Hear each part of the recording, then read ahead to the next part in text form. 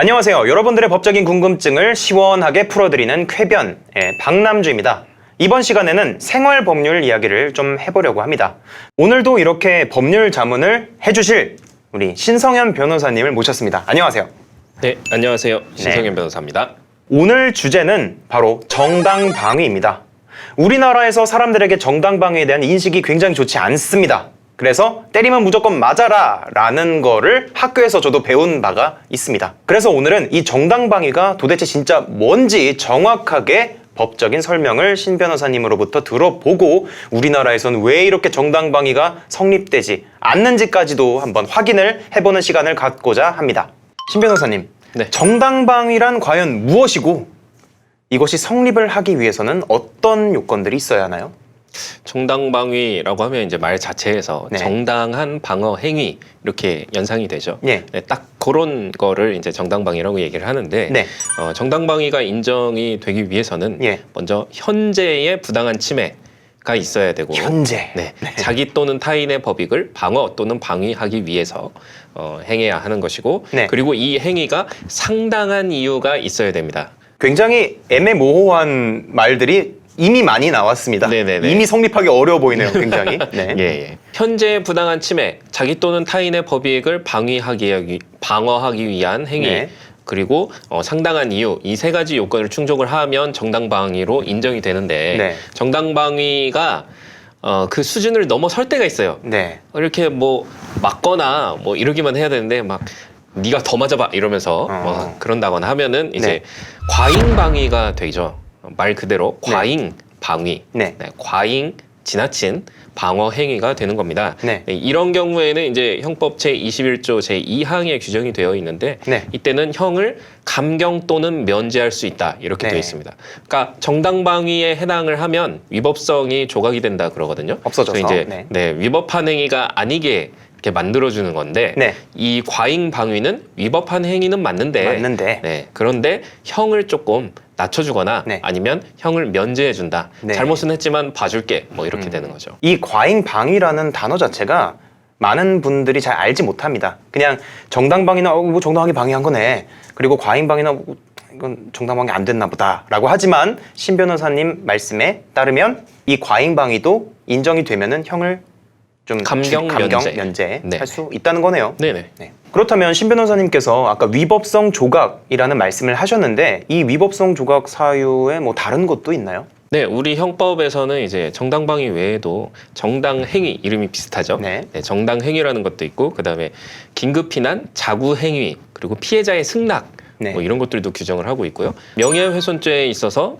위법성 조각 사유 그러니까 공공의 이익에 관한 때에는 처벌하지 아니한다라는 규정도 위법성 조각 사유에 관한 형법상 규정에 해당을 합니다. 네. 그리고 형법이 아니더라도 모자보건법에서 이제 인공임신중절 흔히 이제 네. 낙태라고 얘기하는데 거기에 그 위법성을 조각하는 사유들을 규정을 해놨어요. 예. 물론 이제 낙태죄가 헌법불합치 판정을 받긴 했지만 어쨌든 이것도 위법성 조각 사유에 해당을 하고 또 현행범 체포 많이 들어보셨죠? 그렇죠. 네, 일반인을 함부로 이렇게 체포를 하면 안 되잖아요, 원래.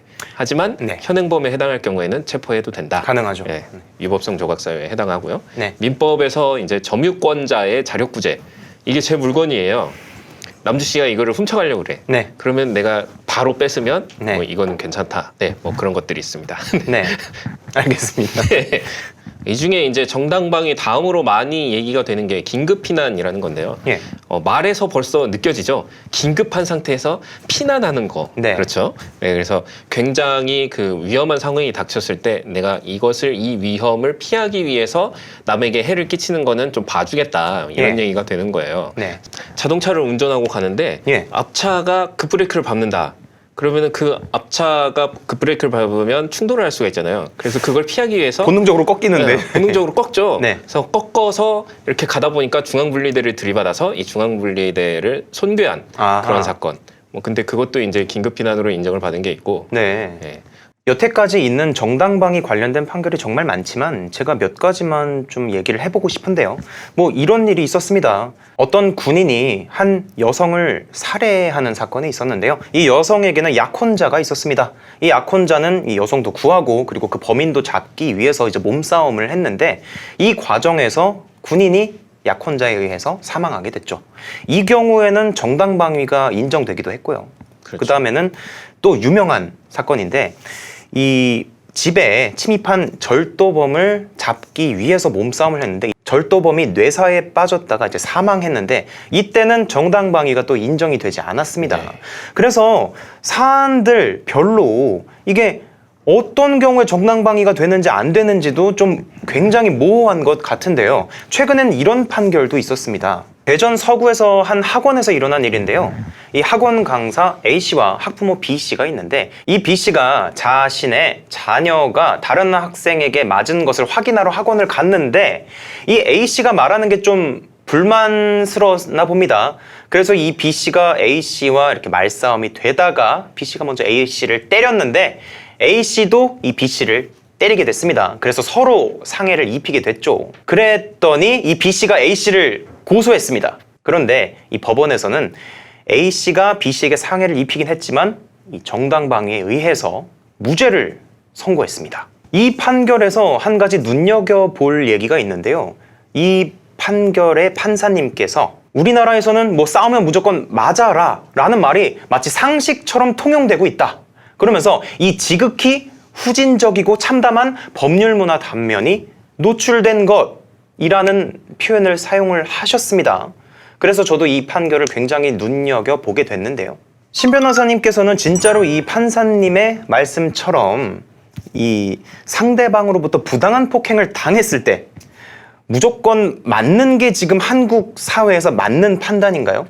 그렇죠. 현재까지는 그렇습니다. 예를 들어서 술자리에서 시비가 붙거나 하면 어떻게 해야 하나요?에 대한 답변으로 네. 일단 피하세요라고 그렇죠. 얘기를 해줍니다. 네. 그래서 일단 첫 번째 일단 피하고 만약에 피할 수 없으면 두 번째 잘 맞고 네, 잘 맞아야 돼요. 잘 맞는다는 얘기는 이제 CCTV가 있는 곳으로 가서 맞고 네. 뭐 이런 것들을 이야기합니다. 또는 핸드폰을 확 키면서 네, 그리고 이제 주위에 목격자들을 만들고 맞고 뭐 이런 네. 식으로 잘 맞아야 된다가 두 번째고 세 번째가 이제 맞기만 하는 게 너무 그렇다 하면 잘 막아야 된다. 아. 네, 그러니까 이 정도 이렇게 막기만 해야 된다. 네. 여기까지만 가르쳐 주시고 이제 그 이상 나아가면 어떻게 되냐면 실제로 경찰에서도 그 이상 나아가서 내가 때린다거나 하면 네. 이거를 쌍방폭행으로 입건을 하게 됩니다. 그런데 이제 말씀하신 대로 아까 그 판례 네. 그 판사님께서 이런 후진적이고 참담한 법률 문화다 이렇게 말씀하셨는데 굉장히 대단한 표현이라고 생각을 네네. 합니다. 개인적으로. 변호사들이 실제로 사건이 이렇게 처리되고 있기 때문에 이렇게 조언을 드림에도 불구하고 네. 그런 조언이 담긴 블로그 글이나 네. 유튜브 영상에는 항상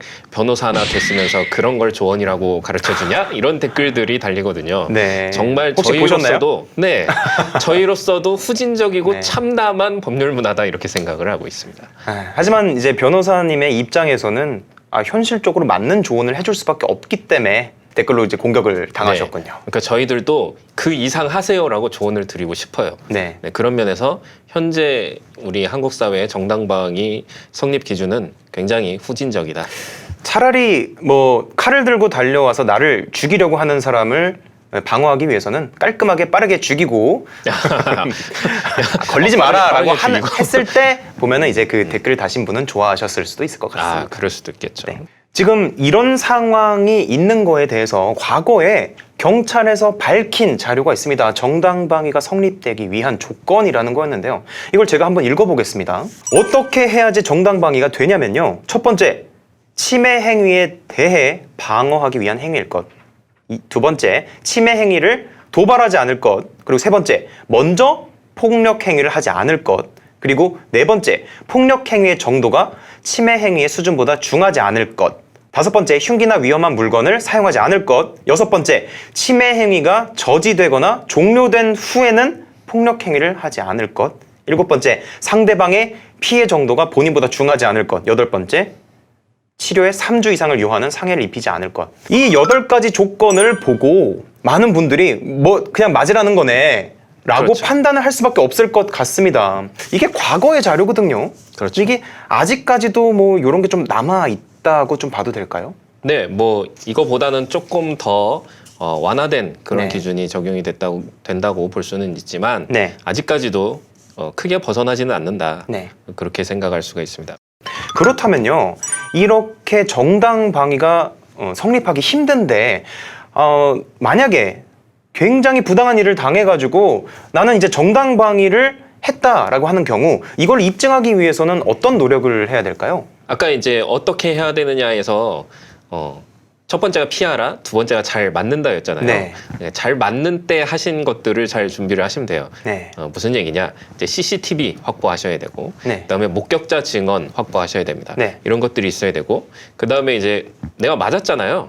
그러면은 진단서를 끊어야겠죠. 예. 그래서 상대방보다 내가 더 많이 상해를 입었다. 네. 뭐 이런 것들을 증명하기 위해서 진단서를 끊어야 되겠고, 진단서는 아무 병원이나 가도 되는 건가요? 네, 기본적으로는 그렇습니다. 예. 근데 아무래도 이제 뭐 외과나 뭐 이런 데를 가시는 게 좋을 수 있겠죠. 일단은 상해 진단서가 네. 필요합니다. 예. 네, 상해 진단서. 상해 진단서죠. 네, 상해 진단서가 아니더라도 네. 어쨌든 가까운 병원에 가시면 뭐 대부분 뭐 이런 데 상처가 나거나 했을 거 아니에요. 네. 거기에 관련돼서 진단서를 발급을 해 주시니까 네. 대부분은 2주가 나오지만 네. 그래도 뭐 3주, 4주 이상 나올 수 있으니까요. 네. 진단서를 확보를 하시고 이런 것들을 확보를 하시면 당시 상황에 대한 증명이 가능하고 예. 그 다음에 이제 나의 피해 정도가 증명이 가능하잖아요. 네. 그 다음에는 뭘 해야 되냐면 이제 이게 정당방위에 해당한다라는 거를 법리상 치열하게 다퉈야 되겠죠.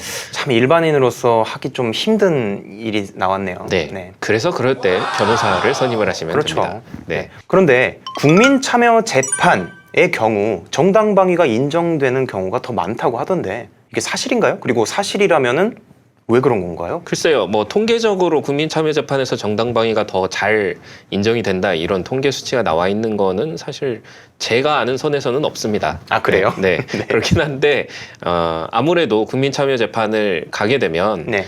판사님께서 법리에 따라서 그냥 단독으로 이렇게 판단을 하시는 게 아니라 네. 일반 국민들이 배심원으로 참여를 하게 되거든요. 그리고 이 배심원들이 내린 결정을 판사님들이 잘 받아주십니다. 네. 네, 그러다 보니까 아무래도 저 위에 계신 판사님보다는 지금 우리가 앞에서 정당방위 기준이 굉장히 잘못됐다라고 이야기를 했잖아요. 예. 일반 국민들도 다 그렇게 생각을 하고 있죠. 네. 그런 분들이 배심원으로 들어가서 사안을 본다면 네. 법리에 충실한 판사님보다는 아무래도 좀 더 이 경우는 정당방위지라고 판단할 확률이 높아지겠죠. 네. 그런 면에서 정당방위를 주장하는 우리 피고인의 상황을 좀 더 잘 이해할 수 있기 때문에 뭐 정당방위 인정이 조금은 더 쉽게 인정이 되지 조금은. 않을까 네. 뭐 그렇게 생각을 해볼 수 있습니다. 네. 그렇다면 신 변호사님께 해외 사례도 과연 알 수 있을지 모르겠지만 질문을 드려보고 싶은데요. 너무 짠 것 같나요?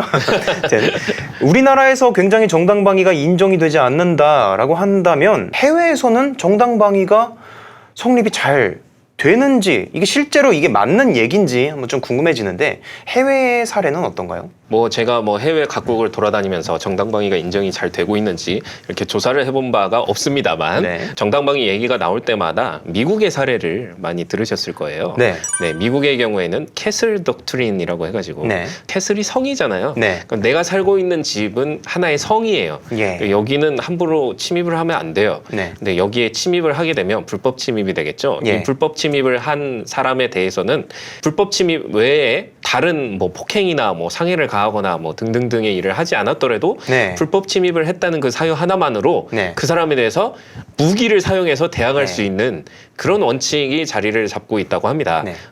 16개 주에서 이 법칙을 채택을 하고 있다고 하고요. 뭐 그 외의 주에서도 비슷한 그런 내용의 법들을 가지고 있다고 하니까 네. 우리나라보다는 훨씬 정당방위가 잘 인정이 되고 있는 거죠. 훨씬이네요. 그렇죠. 네. 네, 우리나라는 아까 우리가 뭐 정당방위 인정되지 않는 사안도 얘기를 했습니다만 예. 뭐 도둑이 침입을 했는데 빨래 건조대로 때렸다고 이게 정당방위로 인정이 안 되고 뭐 이랬는데 예. 미국에서는 총을 사용할 수도 있는 거죠. 그렇죠. 그리고 이제 플로리다 주에서 이제 집단 괴롭힘을 당하던 학생이겠죠. 예. 학생이 가해자 학생을 살해한 그런 사건이 있었는데요. 예. 여기에는 이제 또 영어인데 네. Stand your ground law. 네. 저는 발음이 별로 좋지 않지만 어쨌든 이런 법칙이 인정이 돼가지고 이런 네. 원칙이 인정이 돼서 무죄 판결을 받았다고 합니다. 아, 그래요? 네, 집단 괴롭힘을 당하다가 살인을 저질렀는데 네. 이제 무죄 판결을 받은 거예요. 네. 이제 Stand your ground law는 네. 아까 캐슬 독트린을 이제 집 외 영역으로 확장을 한 아하. 겁니다. 그래서 네가 서 있는 그곳에서 네가 괴롭힘을 당하고 있다, 뭐 네. 침해를 당하고 있다면 무기를 사용해서 방어를 할 수 있다 이렇게 되는 거죠. 참 미국 법은 멋있네요. 이름들이 네. 다. 근데 아무래도 이제 미국은 네. 이렇게 유럽에서 이주를 해와가지고 네. 그 흔히 말하는 서부 개척 시대 뭐 이런 거 있잖아요. 아하. 황야의 무법자 뭐 이런 예. 거. 네. 그런 시대를 거치면서 개인의 재산은 개인이 지킨다라는 네. 그런 원칙이 자리를 잡다 보니까 네. 공권력 작용보다는 사적 방어를 우선하는 그런 원칙이 자리를 잡았다고 합니다. 네. 그래서 미국이나 미국과 비슷한 나라들 뭐 캐나다라든지 뭐 영국이라든지 영국. 네. 뭐 이런 계열들은 주로 이제 영미권 국가라고 우리가 얘기를 하는데 네. 이런 쪽에서는 유사시 총기 등 무기를 사용할 수 있는 그런 원칙이 자리를 잡고 있고요. 네. 그렇다면 신 변호사님께서는 우리나라가 좀 다른 나라에서 좀 참고할 만한 그런 정당방위에 관련된 사항들이 있을까요? 뭐 영국, 미국 사례들을 보면 네. 이제 기본적으로 개인의 자유를 개인이 지킬 수 있도록 폭넓게 정당방위를 인정하고 있잖아요. 네. 특히 이제 방어의 정당성이라는 측면에서 독일 같은 경우에는 이 원칙을 조금 깨더라도 예. 자신의 건강과 생명을 지키기 위해서 상대의 폭력을 물리치는 것이라면 네. 정당한 행위로 정당방위로 아하. 인정을 할 수가 있다. 조금 더 넓게 네, 인정이 우리보다는 되네요. 좀 더 넓게 인정이 되는 거죠. 네, 이런 것들을 보면 우리나라의 정당방위 인정 기준은 아까 그 판사님 말씀대로 네. 후진적이고 참담한 네, 그런 수준이기 때문에 제가 생각할 때는 적어도 네. 내 집에서 내 집에 침입한 사람을 쫓아낼 때까지는 네. 폭력을 행사할 수 있어야 되고 네. 그리고 이 집이 아닌 곳에서도 네. 이 위험에서 벗어날 때까지는 벗어날 폭력을 때. 행사할 수 있어야 된다라고 네. 봅니다. 사실 그 정도는 돼야 자기 스스로를 보호할 수 있기 때문에 지금 말씀하신 부분에 굉장히 극한 동의를 하고 있습니다. 그리고 우리나라도 이제 대륙법 개통인데 독일에서 넓게 인정되는 정당방위 우리가 따라가야 되지 않을까요?